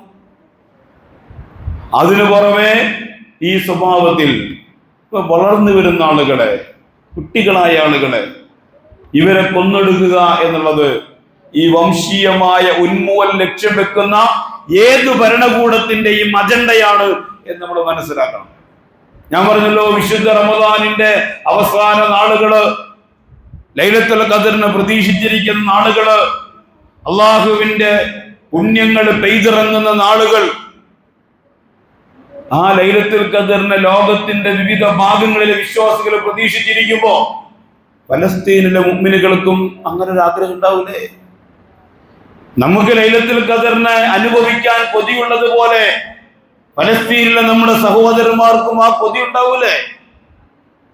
പക്ഷേ അവരുടെ ലൈലത്തുൽ ഖദറിൽ എങ്ങനെയാണ്? നമ്മള് ആകാശത്തിൽ നിന്ന് ഇറങ്ങി വരുന്ന അള്ളാഹുവിന്റെ അനുവാദത്തോടുകൂടി ആകാശത്തിൽ നിന്ന് ഇറങ്ങി വരുന്ന മലായിക്കത്തുകളെ പ്രതീക്ഷിച്ച് നമ്മൾ ലൈലത്തുൽ ഖദറിനെ കാത്തിരിക്കുമ്പോ അമേരിക്കയുടെ ഇസ്രായേലിന്റെ യുദ്ധവിമാനങ്ങളിൽ നിന്ന് പെയ്തിറങ്ങുന്ന ബോംബുകളെ പ്രതീക്ഷിച്ചുകൊണ്ടാണ് അവർ ലൈലത്തുൽ ഖദറിനെ കാത്തിരിക്കുന്നത് എന്ന് മനസ്സിലാക്കുമ്പോ അതെത്രത്തോളം വേദനാജനകമാണ് എന്ന് നമ്മൾ തിരിച്ചറിയേണ്ടതാണ്. ഫലസ്തീനുകളുടെ ഈ ഷഹാദത്ത് ഒരിക്കലും പാഴാവുകയില്ല എന്നത് ചരിത്രം സാക്ഷിയാണ്. ഇന്നല്ലാഹു ഇശ്തറാ മിനൽ മുഅ്മിനീന അൻഫുസഹും വഅംവാലഹും ബിഅന്ന ലഹുമുൽ ജന്ന.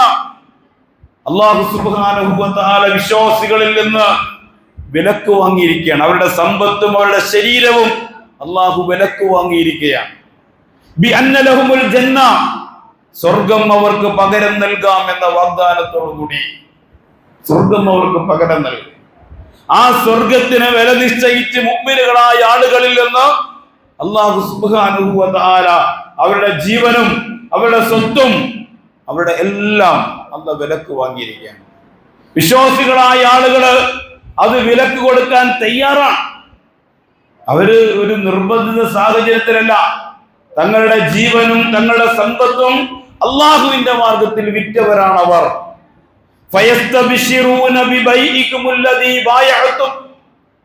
നിങ്ങൾ ഏർപ്പെട്ട ഈ കരാറുണ്ടല്ലോ, ഈ കച്ചവടമുണ്ടല്ലോ, അത് ലാഭകരമായ കച്ചവടമാണ്. നിങ്ങൾ സന്തോഷിച്ചു കൊള്ളുക എന്നാണ് അല്ലാഹു വാഗ്ദാനം ചെയ്യുന്നത്. നിങ്ങളുടെ കച്ചവടം പാഴാവുകയില്ല. സ്വർഗത്തിന് വേണ്ടി അള്ളാഹുവുമായി നിങ്ങൾ പറഞ്ഞുറപ്പിച്ചിട്ടുള്ള ഈ കരാറുണ്ടല്ലോ, ഈ കരാറ് പാഴാവുകയില്ല. യുദ്ധത്തിലേക്ക് പുറപ്പെടുന്ന ഘട്ടത്തിൽ റസൂലുള്ളാഹി ബദറിലേക്ക് അല്ലെങ്കിൽ ഇതേപോലെ യുദ്ധത്തിലേക്ക് വിശ്വാസികൾ പുറപ്പെടുന്ന ഘട്ടത്തില് റസൂലുള്ളാഹി സ്വല്ലല്ലാഹു അലൈഹി വസല്ലം പറയുന്നുണ്ട്, ആ യുദ്ധത്തിലേക്ക് അവർ പുറപ്പെട്ട നാള് മുതൽ തിരിച്ചു വരുന്നത് വരെ അവർ അള്ളാഹുവിന്റെ മാർഗത്തിലാണ്. എന്നാൽ ഇത്തിക്കാഫിരിക്കുന്ന ആളുകള് പള്ളിയിലേക്ക് കയറിയത് മുതൽ തിരിച്ചിറങ്ങുന്നത് വരെയാണ് അള്ളാഹിന്റെ മാർഗത്തില്. ആ കുറഞ്ഞ സമയം മാത്രമാണ്. ഒരു ആബിദിന് എത്ര സമയം അള്ളാഹുവിന്റെ മാർഗത്തിൽ ഇബാദത്ത് എടുക്കാൻ കഴിയും? കുറഞ്ഞ സമയം. ആ ഇബാദത്ത് കഴിഞ്ഞാൽ പിന്നെ അവൻ അതിന്റെ പുറത്താണ്. എന്നാൽ ഒരു മുജാഹിദിനെ സംബന്ധിച്ചിടത്തോളം അവൻ എപ്പോഴാണോ അവന്റെ വീട്ടിൽ നിന്ന് അള്ളാഹുവിന്റെ മാർഗത്തിൽ ഇറങ്ങിത്തിരിക്കുന്നത് അന്നു മുതൽ, ആ നിമിഷം മുതൽ അവൻ തിരിച്ചു വരുന്നത് വരെ, ഇനി അഥവാ അവൻ തിരിച്ചു വന്നിട്ടില്ലെങ്കിൽ അവൻ യുദ്ധത്തിൽ ഷഹാദത്ത് വരിച്ചാൽ സ്വർഗത്തിലെത്തുന്ന ഏതൊരു മനുഷ്യനും ആ സ്വർഗത്തിൽ നിന്ന് തിരിച്ചു വരാൻ കൊതിക്കുകയില്ല,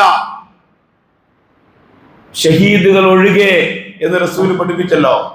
സ്വർഗത്തിലെത്തിയ ഒരു മനുഷ്യനും സ്വർഗത്തിൽ നിന്ന് പുറത്തു വരാൻ ആഗ്രഹിക്കില്ല. കാരണം ആ സ്വർഗം അത്രയും മനോഹരമാണ്. ആ സ്വർഗം അത്രത്തോളം ആളുകളെ കൊതിപ്പിക്കുന്നതും ആളുകൾക്ക് സന്തോഷവും സംതൃപ്തിയും നൽകുന്നതാണ്. അതുകൊണ്ട് സ്വർഗത്തിലെത്തിയ ഒരു മനുഷ്യനും പിന്നീട് ആ സ്വർഗത്തിൽ നിന്ന് പുറത്തു വരാൻ ആഗ്രഹിക്കുകയില്ല, ശുഹദാക്കൾ ഒഴികെ.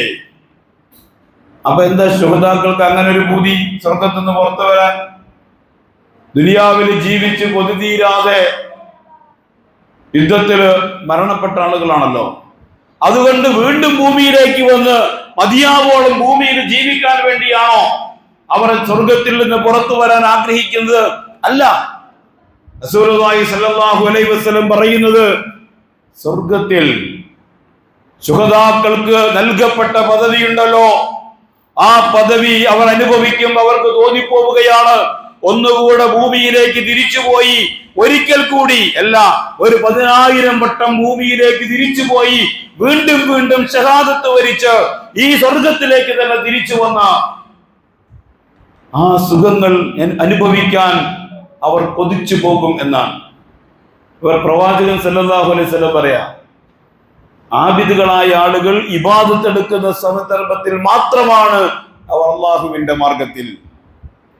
എന്നാൽ ശുഹദാക്കളാകട്ടെ മുജാഹിദുകളാകട്ടെ അവർ അള്ളാഹുവിന്റെ മാർഗത്തിൽ ഇറങ്ങിത്തിരിച്ച സന്ദർഭം മുതൽ അവർ തിരിച്ചു വരുന്നത് വരെ, ഇനി അഥവാ അവർ തിരിച്ചു വന്നിട്ടില്ലെങ്കിൽ അവർ ശുഹദാക്കൾക്ക് മയ്യത്ത് കുളിപ്പിക്കേണ്ട കാര്യമില്ല, കഫൻ ചെയ്യേണ്ട കാര്യമില്ല. അവർ എങ്ങനെയാണോ ആ രക്തം പുരണ്ട വസ്ത്രത്തോടു കൂടിയാണ് അവർ അടക്കം ചെയ്യപ്പെടുന്നത്. അവർ അള്ളാഹുവിന്റെ മുമ്പിൽ ഹാജരാക്കപ്പെടുന്നത് അങ്ങനെ തന്നെയാണ്. ഇതിനേക്കാൾ വലിയ പദവിയുണ്ടോ? ഇതിനേക്കാൾ വലിയ അനുഗ്രഹമുണ്ടോ? അപ്പോ ഫലസ്തീനിലെ നമ്മുടെ സഹോദരന്മാരുടെ സഹോദരിമാരുടെ ഷഹാദത്ത് ഒരിക്കലും പാഴാവുകയില്ല എന്നുള്ളതാണ്. ഒന്നുകിൽ ദുനിയാവില് അവര് വിജയം കൈവരിക്കും. കാരണം നേരത്തെ ഞാൻ പറഞ്ഞല്ലോ, ഈ ഖുദ്സ് അവസാന വിജയം മുസ്ലിങ്ങൾക്കുള്ളതാണ്. ഖുദ്സിന്റെ സംരക്ഷണത്തില് എല്ലാ കാലത്തും ഒരു ചെറിയ സംഘങ്ങള് അങ്ങനെ തന്നെ ഉണ്ടാവും. അപ്പൊ ഒന്നുകിൽ അവർ അത് വിജയിക്കും, അല്ലെങ്കിൽ അവർ ഷഹീദാവും.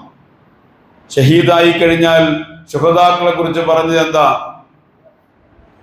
വലാ തഖൂലൂ ലിമൻ യുഖ്തലു ഫീ സബീലില്ലാഹി അംവാത് ബൽ അഹ്യാ ഇൻദ റബ്ബിഹിം യുർസഖൂൻ.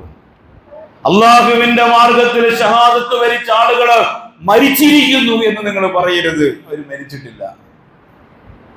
ബാക്കി എല്ലാവരും മരിച്ചവരാണ്. ലോകാവസാനം എത്തിക്കഴിഞ്ഞാൽ എല്ലാവരും കുല്ലു മൻ അലൈഹാ ഫാൻ, എല്ലാം നശിച്ചു പോകും. അന്ത്യനാളായി കഴിഞ്ഞാൽ പിന്നെ എല്ലാ മനുഷ്യന്മാരും മരിച്ചു. എന്നാൽ ശുഹദാക്കൾക്ക് മരണമില്ല. അവർ മരിച്ചിരിക്കുന്നു എന്ന് നിങ്ങൾ പറയരുത്. അപ്പൊ ഒരാൾക്ക് ജീവിക്കണമെങ്കിൽ എന്ത് വേണം? ആഹാരം വേണം. ആഹാരം ഉണ്ടെങ്കിലല്ലേ ജീവിക്കാൻ പറ്റൂ. അപ്പൊ അല്ലാഹു സുബ്ഹാനഹു വ തആല തൊട്ടുടനെ പറഞ്ഞ കാര്യം ഇൻദ റബ്ബിഹിം യുർസഖൂൻ. അള്ളാഹു അവർക്ക് ആഹാരം നൽകിക്കൊണ്ടേയിരിക്കുന്നു.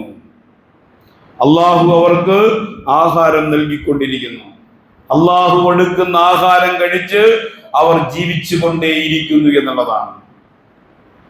ഏതൊരു മനുഷ്യനും ഏതൊരു സത്യവിശ്വാസിയും അവന്റെ ജീവിതത്തിൽ കൊതിക്കുന്ന ഒരു കാര്യമുണ്ട്, അള്ളാഹുവിന്റെ മാർഗത്തില് ഷഹാദത്ത് വരിക്കുക എന്നതാണ്.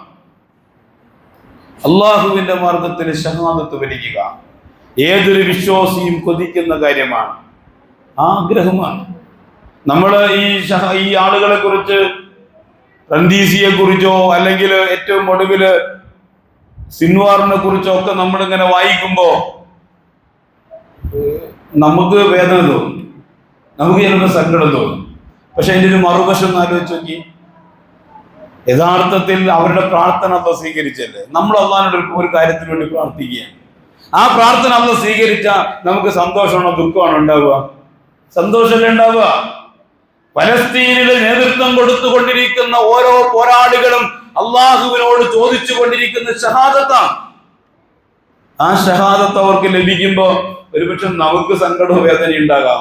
പക്ഷെ അവരുടെ ഭാഗത്ത് ചിന്തിച്ചാൽ, അവരുടെ ഭാഗത്ത് ആലോചിച്ചാൽ അവര് സന്തോഷിക്കുകയായിരിക്കും. കാരണം എന്താ?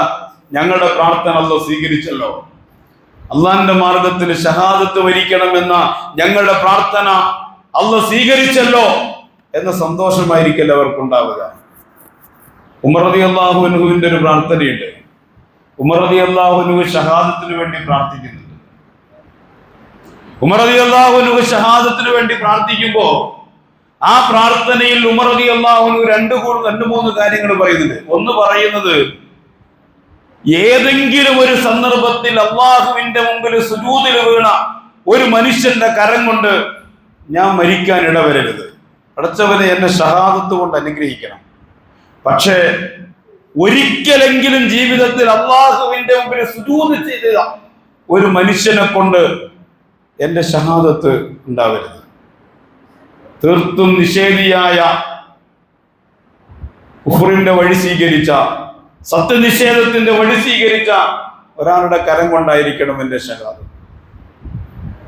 ഉമർ റളിയല്ലാഹു അൻഹുവിന്റെ പ്രാർത്ഥനയിൽ പിന്നെ അദ്ദേഹം പറയുന്നത്, എന്റെ ഷഹാദത്ത് മദീനയിൽ വെച്ചായിരിക്കണം, എന്റെ ഷഹാദത്ത് മദീനയിൽ വെച്ചായിരിക്കണം. അപ്പോ ഈ പ്രാർത്ഥന കേൾക്കുന്ന ആളുകൾ ചോദിക്കുന്നുണ്ട്, എങ്ങനെ സാധിക്കും ഇത്? ഒന്ന്, മദീന എന്ന് പറഞ്ഞാൽ രണ്ടാമത്തെ ഹറമാണ്. അവിടേക്ക് നിഷേധികളായ ആളുകൾക്ക് പ്രവേശനമില്ല. മദീന എന്ന് പറയുന്ന മദീനത്തിൽ പ്രവാചകന്റെ പള്ളിയും ആ പരിസര പ്രദേശങ്ങളും തീർത്തും മുസ്ലിങ്ങൾ തിങ്ങിപ്പാർക്കുന്ന പ്രദേശം, വളരെ പ്രൊട്ടക്ഷൻ ഉള്ള ഒരു പ്രദേശം. ആ പ്രദേശത്തേക്ക് എങ്ങനെയാ ഈ ജാതിപ്പെട്ട ഒരാൾ വരിക? അങ്ങനെ ഒരാൾ വന്നിട്ട് എങ്ങനെയാ അമീറുൽ മുഅ്മിനീനാണ്, ആ അമീറുൽ മുഅ്മിനീൻ എങ്ങനെയാ കൊല്ലുക? ഇതൊക്കെ നടക്കുന്ന കാര്യമാണോ? എന്നാൽ ഉമർ റളിയല്ലാഹു അൻഹു അങ്ങനെ പ്രാർത്ഥിക്കുന്നു. ഉഹുദ് യുദ്ധത്തിന്റെ വേളയില് വിശ്വാസികളുടെ സംഘം ഛിന്ന ഭിന്നമായല്ലോ. ആ ഛിന്ന ഭിന്നമായ സന്ദർഭത്തില് ഈ ഓടിപ്പോയ ആളുകളെ തിരിച്ചു വിളിക്കാൻ വേണ്ടി റസൂലുള്ളാഹി സ്വല്ലല്ലാഹു അലൈഹി വസല്ലം ഒരു വർത്തമാനം പറയുന്നുണ്ട്. നിങ്ങൾ എവിടേക്കാണ് ഓടുന്നത്? നമ്മൾ തോൽക്കൂല, നമ്മൾ വിജയിക്കും. എന്റെ കൂടെ 2 ശുഹദാക്കളും സിദ്ദീഖും എന്റെ കൂടെയുണ്ട്. അത് പ്രവാചകന്റെ കൂടെ അബൂബക്കർ സിദ്ദീഖുണ്ട്. റസൂലുള്ളാഹി സ്വല്ലല്ലാഹു അലൈഹി വസല്ലം പറയും, 2 ശുഹദാക്കളും സിദ്ദീഖും എന്റെ കൂടെയുണ്ട്. അങ്ങനെയുള്ള സന്ദർഭത്തിൽ നമ്മൾ എങ്ങനെ തോൽക്കൂല. അപ്പൊ 2 ശുഹദാക്കളാരാ? ഒന്ന് ഉമർ റളിയല്ലാഹു അൻഹുവും മറ്റൊന്ന് ഉസ്മാൻ റളിയല്ലാഹു അൻഹുവാണ്. പ്രവാചകന്റെ കൂടെയുള്ള ആളുകളാണ്. അപ്പൊ സിദ്ദീഖിനെ കുറിച്ച് റസൂലുള്ളാഹി സ്വല്ലല്ലാഹു അലൈഹി വസല്ലം ഷഹീദ് എന്ന് പറഞ്ഞിട്ടില്ല. അപ്പൊ പിന്നീട് ഞാൻ നേരത്തെ പറഞ്ഞല്ലോ, പ്രവാചകന്റെ ഒരു പ്രവചനവും പുനരാതിരുന്നിട്ടില്ല. സിദ്ദീഖ് റളിയല്ലാഹു അൻഹു ഷഹീദല്ല, ആ കാറ്റഗറിയിൽ പെടുകയല്ല ചെയ്തത്. എന്നാൽ ഉമർ റളിയല്ലാഹു അൻഹു ഉസ്മാൻ റളിയല്ലാഹു അൻഹു ഷഹാദത്ത് വരികയാണ് ചെയ്തത്. അപ്പൊ ഈ പ്രവാചകൻ സല്ലല്ലാഹു അലൈഹി വസല്ലം ഇങ്ങനെ പ്രവചനം നടത്തിയിട്ട് ഇത് കേട്ടിട്ട് ഉമർ റളിയല്ലാഹു അൻഹു ഉസ്മാൻ റളിയല്ലാഹു അൻഹു ഓടിയിട്ടൊന്നുമില്ല. ഞങ്ങളെ കുറിച്ച് ഇങ്ങനെ കൊല്ലപ്പെടും, ഷഹീദാകും എന്ന് പ്രവാചകൻ ഞങ്ങളെ കുറിച്ച് പറഞ്ഞു. അതുകൊണ്ട് ജീവൻ വേണമെങ്കിൽ നബിയുടെ സദസ്സിൽ നിന്ന് പോകലാണ് നല്ലത് എന്നവർ തീരുമാനിച്ചിട്ടൊന്നുമില്ല. അവര് പ്രവാചകന്റെ കൂടെ തന്നെയാണ്. അവസാനം ഉമർ റളിയല്ലാഹു അൻഹു പ്രാർത്ഥിക്കുന്ന എങ്ങനെയാ? കാരണം ജീവിതം ഇങ്ങനെ അവസാനത്തിലേക്ക് ഇങ്ങനെ നീങ്ങിക്കൊണ്ടിരിക്കുക, ക്ഷീണത്തിലേക്കും സ്വാഭാവികമായ ക്ഷീണത്തിലേക്കും അവശതയിലേക്കും പോവുകയാണ്. അപ്പൊ ഇങ്ങനെ സ്വാഭാവികമായ മരണം ഉണ്ടാകുമോ എന്ന ആവലാതിയുണ്ട്. ആ സമയത്താണ് ഈ പ്രാർത്ഥന നടത്തുന്നത്. അല്ലാഹു സുബ്ഹാനഹു വ തആല അത് സാധിച്ചു കൊടുക്കുകയാണ്. അബൂ ലുഅ്ലുഅ എന്ന് പറയുന്ന ഒരു മജൂസിയുടെ കുത്തേറ്റിട്ടാണ് ഉമർ റളിയല്ലാഹു അൻഹു ഷഹീദാവുന്നത്. മദീനയിൽ വെച്ചായിരിക്കണം എന്റെ ഷഹാദത്ത് എന്ന് ഉമർ റളിയല്ലാഹു അൻഹു പ്രാർത്ഥിച്ചപ്പോ മദീനയുടെ പള്ളിയിൽ വെച്ചിട്ടാണ്, പ്രവാചകന്റെ പള്ളിയിൽ വെച്ചിട്ടാണ് ആ ഷഹാദത്ത് വരിക്കുന്നത്. അള്ളാഹ് പ്രാർത്ഥന കേൾക്കുകയാണ്. ഏതൊരു വിശ്വാസിയും അള്ളാഹുവിനോട് നടത്തുന്ന പ്രാർത്ഥനയാണ് ഷഹാദത്ത് എന്ന് പറയുന്നത്. ഫലസ്തീനിലെ ഈ ശുഹദാക്കളുടെ ഈ ഷഹാദത്ത് ഒരിക്കലും പാഴാവുകയില്ല, അത് വിജയിക്കാനുള്ളതാണ്. അതിൻ്റെ ഒരു സമയത്തിൻ്റെ ഒരു വ്യത്യാസം മാത്രമേ ഉള്ളൂ. എന്തൊക്കെ തന്ത്രങ്ങൾ മെനഞ്ഞാലും ഇതിനേക്കാൾ വലിയ തന്ത്രങ്ങൾ മെനഞ്ഞിട്ടുണ്ട്. വലിയ വലിയ സാമ്രാജ്യത്വ ശക്തികള് ഇതിനേക്കാൾ വലിയ തന്ത്രങ്ങൾ മെനഞ്ഞിട്ടുണ്ട്. ആ തന്ത്രങ്ങളൊന്നും 48 ഇസ്രായേൽ ഉണ്ടായതിനു ശേഷം ഇതുവരെയുള്ള സമയം എടുത്ത് നോക്കിയാലും ഇനി അതിന് മുമ്പെടുത്ത് നോക്കിയാലും പൂർവ്വപ്രവാചകന്മാരുടെ ചരിത്രങ്ങൾ എടുത്ത് പരിശോധിച്ച് നോക്കിയാലും ഒരുപാട് തന്ത്രങ്ങൾ മെനഞ്ഞിട്ടുണ്ട്. ആ തന്ത്രങ്ങൾ കൊണ്ടൊന്നും അസത്യത്തെ വിജയിപ്പിക്കാൻ അവർക്ക് സാധിച്ചിട്ടില്ല. ഏറ്റവും ഒടുവില് എല്ലാ ഇരുട്ടും മറനീക്കി വെളിച്ചം പുറത്തേക്ക് വരിക തന്നെ ചെയ്യും. സത്യം പുലരുക തന്നെ ചെയ്യും. കാലത്തിന്റെ വ്യത്യാസം ഉണ്ടാവും. അതിനിടയിൽ അള്ളാഹു കുറെ ആളുകൾക്ക് ഷഹാദത്ത് നൽകി അനുഗ്രഹിക്കും. നമ്മളെ സംബന്ധിച്ചിടത്തോളം അവർക്ക് പിന്തുണ കൊടുക്കുക, അവർക്ക് വേണ്ടി പ്രാർത്ഥിക്കുക, അവരോട് ഐക്യപ്പെടുക. പ്രാർത്ഥനകൾക്കേറെ ഉത്തരം കിട്ടുന്ന ഈ ദിവസങ്ങളിൽ, ഈ നാളുകളിൽ, ഈ നിമിഷങ്ങളിൽ അവർക്ക് വേണ്ടി പ്രാർത്ഥിക്കുക എന്നതാണ് നമ്മുടെ ബാധ്യത എന്നത്. അല്ലാഹു സുബ്ഹാനഹു വ തആല ലോകത്തിന്റെ വിവിധ ഭാഗങ്ങളില്, വിശിഷ്യ ഫലസ്തീനിലെ പോരാളികളെ അനുഗ്രഹിക്കുമാറാവട്ടെ. ഏറ്റവും നല്ല രീതിയിൽ ആ ഖുദ്സിനെ വിമോചിപ്പിച്ചെടുക്കുവാൻ നമ്മുടെ ആദ്യത്തെ കിബിലയെ, നമ്മുടെ മൂന്നാമത്തെ ഹറമിനെ സംരക്ഷിക്കുന്നതിന് വേണ്ടി ഏർപ്പെട്ടിരിക്കുന്ന പോരാട്ടത്തില് ഫലസ്തീനികൾക്ക് റബ്ബ് സുബ്ഹാനഹു വ തആല വിജയം കൊണ്ട് അനുഗ്രഹിക്കുമാറാവട്ടെ. അവരുടെ കരങ്ങൾക്ക് അല്ലാഹു ശക്തി പ്രദാനം ചെയ്യുമാറാവട്ടെ. അവരെ നശിപ്പിക്കാൻ വേണ്ടി കച്ചകെട്ടി ഇറങ്ങിയ എല്ലാ ദുശക്തികളെയും അല്ലാഹു പരാജയപ്പെടുത്തുമാറാവട്ടെ. അവരുടെ തന്ത്രങ്ങളെ അല്ലാഹു പരാജയപ്പെടുത്തുമാറാവട്ടെ. അല്ലാഹുവേ, നിന്റെ നേരിന്റെ മാർഗത്തില്, നിന്റെ ദീനീ മാർഗത്തില് ഇറങ്ങി തിരിച്ചിട്ടുള്ള ഞങ്ങളുടെ സഹോദരന്മാരെ നീ സഹായിക്കണമേ തമ്പുരാനെ. അല്ലാഹുവേ, ലോകത്തിന്റെ വിവിധ ഭാഗങ്ങളില് നിന്റെ മാർഗത്തിലേക്ക് ഇറങ്ങിത്തിരിച്ച പോരാളികളെ നീ സഹായിക്കണമേ റബ്ബേ.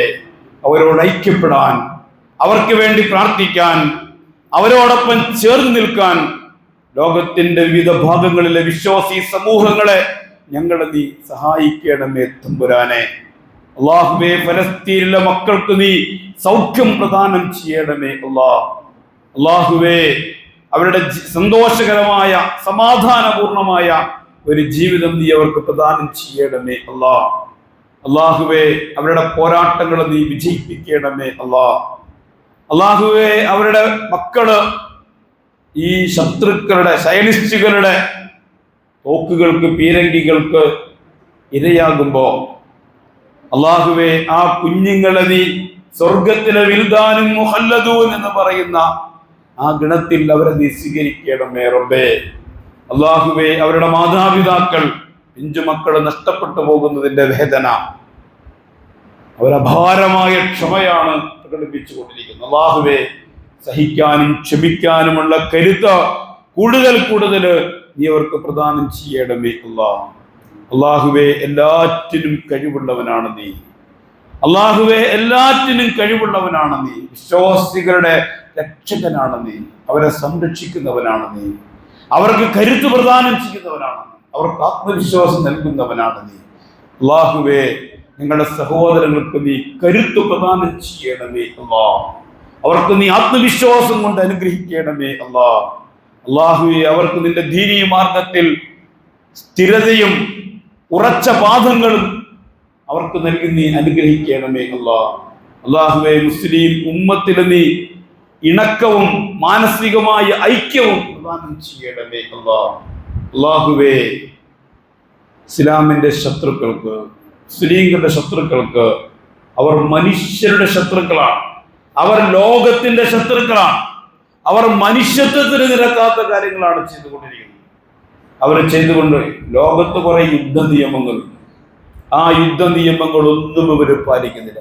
ഇവിടെ നോക്കൂ, ഈ സമാന സ്വഭാവത്തിന് ഉക്രൈനും റഷ്യയും തമ്മിൽ യുദ്ധം നടക്കുന്നുണ്ട്. ആ യുദ്ധത്തിൽ കുട്ടികൾ കൊല്ലപ്പെടുന്നുണ്ടോ? ആ യുദ്ധത്തിൽ വിദ്യാഭ്യാസ സ്ഥാപനങ്ങൾ ആക്രമിക്കപ്പെടുന്നുണ്ടോ? അവിടെ ഹോസ്പിറ്റലുകൾ ആക്രമിക്കപ്പെടുന്നുണ്ടോ? അവിടെ സിവിലിയന്മാർ ആക്രമിക്കപ്പെടുന്നുണ്ടോ? പിഞ്ചു മക്കള് പൂമ്പാറ്റകളെ പോലെ പാറിക്കളിക്കുന്ന പാർക്കുകൾ ആക്രമിക്കപ്പെടുന്നുണ്ടോ? സമാന സ്വഭാവത്തില് ഇസ്രയേല് ഈ ഫലസ്തീനില് നടക്കുന്നത് പോലെ ഉക്രൈനും റഷ്യയും തമ്മിൽ യുദ്ധം നടക്കുന്നുണ്ട്. എത്രയോ മാസങ്ങളായി തുടങ്ങിയിട്ട്. പക്ഷേ അവിടെ നമ്മൾ ഇങ്ങനൊന്നും കേൾക്കുന്നില്ല. ഇവിടെ സ്കൂള് വിടുന്നത് 12 മണിക്ക് 2 മണിക്ക് ഇടയിലാത്ര കൂടുതൽ ബോംബിടുന്നു. എന്താണ് ആ സമയത്ത്? സ്കൂൾ കുട്ടികൾ ഷിഫ്റ്റ് മാറുന്ന സമയമാണ്. 2 ഷിഫ്റ്റായിട്ട് സ്കൂളിലേക്ക് കുട്ടികൾ വരികയും പോവുകയും ചെയ്യുന്ന സമയം.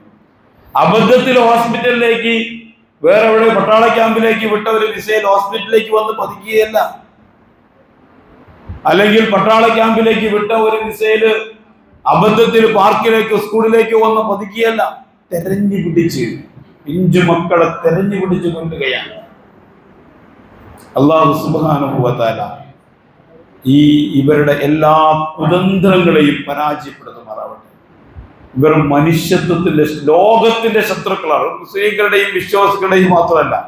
അതാ ഞാൻ പറഞ്ഞത്, എല്ലാ ലോകത്ത് അംഗീകരിക്കപ്പെട്ട പൊതു നിയമങ്ങളുണ്ട്, അംഗീകരിക്കപ്പെട്ട യുദ്ധ നിയമങ്ങളുണ്ട്. ആ യുദ്ധ നിയമങ്ങളെ പോലും പരിഗണിക്കാതെ പാലിക്കാതെ ലോകരാജ്യങ്ങൾ എല്ലാവരും കൂടെ ചേർന്നുണ്ടാക്കുന്ന കരാറുകളുണ്ട്. ആ കരാറുകളെ മുഖവിലക്കെടുക്കാതെ ഇവർ നടത്തിക്കൊണ്ടിരിക്കുന്ന ഈ ധിക്കാരം, ഈ ധാർഷ്ട്യം, ഈ അഹങ്കാരം, അല്ലാഹു റഹ്മാനായ അല്ലാഹുവേ, അത് നീ പരാജയപ്പെടുത്തണമേ റബ്ബേ. നിന്നിലാണ് ഞങ്ങളുടെ പ്രതീക്ഷ. ഞങ്ങളെല്ലാം നിന്നിലാണ് ഭരമേൽപ്പിക്കുന്നത്. നിഅ്മൽ മൗലാ വ നിഅ്മൻ നസീർ. നീയാണ് ഏറ്റവും നല്ല സഹായി, നീയാണ് ഏറ്റവും നല്ല രക്ഷകൻ. നിന്റെ സഹായത്തിൽ, നിന്റെ രക്ഷയിലാണ് ഞങ്ങളുടെ എല്ലാ പ്രതീക്ഷകളും. അല്ലാഹുവേ, ഞങ്ങളെ ഫലസ്തീനികളെ നീ സഹായിക്കണമേ റബ്ബേ. ഇന്ത്യയിലെ ഫാസിസ്റ്റുകൾ അവർ ചെയ്തു കൂട്ടിക്കൊണ്ടിരിക്കുന്ന അക്രമങ്ങൾ നമുക്കറിയാം. ഒരു ഭാഗത്ത് ഇന്ത്യയിലെ മുസ്ലിംകളുടെ പൗരത്വത്തെ, അവരുടെ അസ്തിത്വത്തെ ചോദ്യം ചെയ്യുന്ന രീതിയിൽ പൗരത്വ ഭേദഗതി ബില്ല് കൊണ്ടുവരുന്നു. ഇന്ത്യയിലെ മുസ്ലിംകളുടെ സമ്പത്ത് കൊള്ളയടിക്കുന്നതിന് വേണ്ടി വഖഫ് ഭേദഗതി ബില്ല് കൊണ്ടുവരുന്നു. അവരെ സാമ്പത്തികമായി നിർവീര്യമാക്കാൻ, ഒരു അസ്തിത്വത്തെ ഇല്ലാതാക്കുന്നതിന് വേണ്ടിയുള്ള പൗരത്വ ഭേദഗതി ബില്ല്, അവരുടെ സാമ്പത്തികമായ അസ്തിത്വത്തെ ഇല്ലാതാക്കാൻ വേണ്ടി വഖഫ് ഭേദഗതി ബില്ല്. അല്ലാഹുവേ, ഈ ഫാസിസ്റ്റുകളുടെ കുടില തന്ത്രങ്ങൾ നീ പരാജയപ്പെടുത്തേണമേ റബ്ബേ. അതിനെതിരെ ധീരമായി നിലപാട് സ്വീകരിക്കാൻ ഈ ഉമ്മത്ത് മുസ്ലിമക്ക് നീ ശക്തി പ്രദാനം ചെയ്യണമേ റബ്ബേ. അല്ലാഹുവേ, ഉമ്മത്ത് മുസ്ലിമിയെ നേർവഴിയിലേക്ക് നയിക്കാൻ ഇസ്സത്തോടുകൂടി, അഭിമാനത്തോടുകൂടി, അന്തസ്സോടുകൂടി തല ഉയർത്തി നിൽക്കാൻ, നേർവഴിയിലേക്ക് നയിക്കാൻ ഈ ഉമ്മത്ത് മുസ്ലിമിന്റെ നേതൃത്വത്തിൽ നീ കരുത്ത് പ്രദാനം ചെയ്യണമേ റബ്ബേ. ഈ ഉമ്മത്ത് മുസ്ലിമിന്റെ നേതൃത്വത്തെ, അവരുടെ സ്ഥാപനങ്ങളെ, സംവിധാനങ്ങളെ, അതിലെ വിദ്യാർത്ഥികളെ, അതിലെ യുവാക്കളെ, അതിലെ ചെറുപ്പക്കാരെ, അതിലെ വലിയ വലിയ സംരംഭകരായ ആളുകളെ കള്ളക്കേസുകളിൽ കുടുക്കി ജയിലറകളിലേക്ക് കൊണ്ടുപോയി കൊണ്ടിരിക്കുകയാണ്. അല്ലാഹുവേ, ജയിലറകളിൽ അടയ്ക്കപ്പെട്ട ഞങ്ങളുടെ സഹോദരന്മാരെ അതിൽ നിന്ന് വളരെ വേഗത്തിൽ മോചിപ്പിക്കാനുള്ള സംവിധാനം, സൗകര്യങ്ങൾ നീ പ്രദാനം ചെയ്യണമേ റബ്ബേ. ഇന്ത്യയിലെ ഫാസിസ്റ്റുകൾ, ഇസ്രയേലിലെ സൈനിസ്റ്റുകൾ ഒരേ തൂവൽപക്ഷികളാണ്. വംശീയ ഉന്മൂലനമാണ് രണ്ടു കൂട്ടരുടെയും ലക്ഷ്യം. അമേരിക്കയുടെ ഒത്താശയോടുകൂടി, പിന്തുണയോടുകൂടിയാണ് ഈ കാര്യങ്ങൾ നടന്നുകൊണ്ടിരിക്കുന്നത്. റബ്ബേ, ഞങ്ങളുടെ പ്രതീക്ഷ, ഞങ്ങളുടെ സഹായം നിന്നിലാണ്. ഞങ്ങളെ സഹായിക്കണമേ റബ്ബേ. ലോകത്തെ മുസ്ലിം ഉമ്മത്തിനെ നീ സഹായിക്കണമേ അല്ലാഹ്. അല്ലാഹുവേ, നിന്റെ മാർഗത്തിൽ ഇറങ്ങിത്തിരിച്ചതിന്റെ പേരില്, നിന്റെ ദീനിനു വേണ്ടി ഇറങ്ങിത്തിരിച്ചതിന്റെ പേരില് ഞങ്ങൾ അനുഭവിക്കുന്ന പ്രയാസങ്ങൾ, ബുദ്ധിമുട്ടുകള്, ഞങ്ങൾക്കതിൽ സന്തോഷമേ ഉള്ളൂ. കാരണം നിന്റെ മാർഗത്തിലാണല്ലോ. പക്ഷെ നിന്റെ കാവൽ, നിന്റെ കരുതൽ ഞങ്ങൾക്ക് നീ പ്രദാനം ചെയ്യണമേ അല്ലാഹ്. റസൂലുള്ളാഹി സ്വല്ലല്ലാഹു അലൈഹി വസല്ലം പ്രാർത്ഥിച്ചതുപോലെ, അല്ലാഹുവേ, നിന്റെ വിധിയിൽ, ഞങ്ങളുടെ കാര്യത്തിൽ നീ എന്ത് തീരുമാനിച്ചാലും ഞങ്ങൾ സംതൃപ്തിയോടുകൂടി അത് അംഗീകരിക്കുകയാണ്. നിന്റെ ഒരു അനിഷ്ടം, നിന്റെ ഒരു അതിർത്തി ഇല്ല എങ്കിൽ ഞങ്ങൾക്കെല്ലാം അതിൽ സന്തോഷമേ ഉള്ളൂ. അല്ലാഹുവേ, നിന്റെ പ്രത്യേകമായ തൃപ്തിയും കാവലും കരുതലും ഞങ്ങൾക്ക് ലോകത്തിന്റെ വിവിധ ഭാഗത്തിൽ നിന്റെ മാർഗത്തില് ഇറങ്ങിത്തിരിക്കുന്ന മുസ്ലിം ഉമ്മത്തിന് നീ പ്രദാനം ചെയ്യണമേ അല്ലാഹ്. അല്ലാഹുവേ, ഞങ്ങളുടെ കുട്ടികളെ, ഞങ്ങളുടെ സ്ത്രീകളെ നീ അനുഗ്രഹിക്കണമേ അല്ലാഹ്. ഈ മാർഗത്തിൽ പോരാട്ടത്തിന് ഇറങ്ങിത്തിരിച്ചവരെ, മുജാഹിദുകളെ നീ അനുഗ്രഹിക്കണമേ അല്ലാഹ്. എല്ലാ സർവായുധങ്ങളും, എല്ലാ ശക്തികളും, എല്ലാ സാങ്കേതികമായ വിദ്യകളും കൈവശമുള്ള ഒരു ടീം, ലോകത്തിന്റെ മൊത്തം പിന്തുണയുള്ള ഒരു ടീം. ഇപ്പുറത്താവട്ടെ വെറും കല്ലുകൾ, ചെറിയ റോക്കറ്റുകൾ, ഒരുപക്ഷെ അവർ ഇടുന്ന മിസൈലുകളോ അവരിടുന്ന ബോംബുകളോ അതിൽ നിന്ന് പെറുക്കിയെടുത്തത് ഉപയോഗിച്ച് ഉണ്ടാക്കുന്ന ചെറിയ ചെറിയ റോക്കറ്റുകൾ. അതാണ് ഇവരുടെ ആയുധം. അത് വെച്ചുകൊണ്ടാണ് ഇവർ ഈ ചെറുത്ത് നിൽക്കുന്നത്. ലോകത്ത് വലിയ അത്ഭുതമാണ് അവർ കാണിച്ചുകൊണ്ടിരിക്കുന്നത്. അല്ലാഹുവേ, അവരെ നീ സഹായിക്കണമേ റബ്ബേ. സ്ഥൈര്യവും ധൈര്യവും കരുത്തും നീ അവർക്ക് പ്രദാനം ചെയ്യണമേ അല്ലാഹ്. അല്ലാഹുവേ, അവരിൽ നിന്ന് മരണപ്പെടുന്നവർക്ക് നീ ഷഹാദത്ത് നൽകി അനുഗ്രഹിക്കണമേ അല്ലാഹ്. അല്ലാഹുവേ, വളരെ വേഗത്തിൽ ഖുദ്സ് വിമോചിക്കപ്പെടുന്ന അങ്ങനെ ഒരു നല്ല ദിവസം, അങ്ങനെ ഒരു നല്ല കാലം കൺകുളിർക്കെ കാണാനുള്ള സൗഭാഗ്യം ഞങ്ങൾക്ക് നീ പ്രദാനം ചെയ്യണമേ അല്ലാഹ്. അല്ലാഹുമ്മ റബ്ബനാ ആതിനാ ഫിദ്ദുനിയാ ഹസന വഫിൽ ആഖിറതി ഹസനത്തും വഖിനാ അദാബന്നാർ. അല്ലാഹുമ്മ അൻസുർ ഇഖ്വാനനാ ഫീ ഫലസ്തീൻ. അല്ലാഹുമ്മ അൻസുർ ഇഖ്വാനനാ ഫീ ഫലസ്തീൻ. അല്ലാഹുമ്മ അൻസുർ ഇഖ്വാനനാ ഫീ ഫലസ്തീൻ. അല്ലാഹുമ്മ അൻസുർ ഇഖ്വാനനാ ഫീ ഗസ. اللهم ربنا آتنا في الدنيا حسنة وفي الآخرة حسنة وقنا عذاب النار وآخر دعوانا الحمد لله رب العالمين. السلام عليكم ورحمة الله تعالى وبركاته.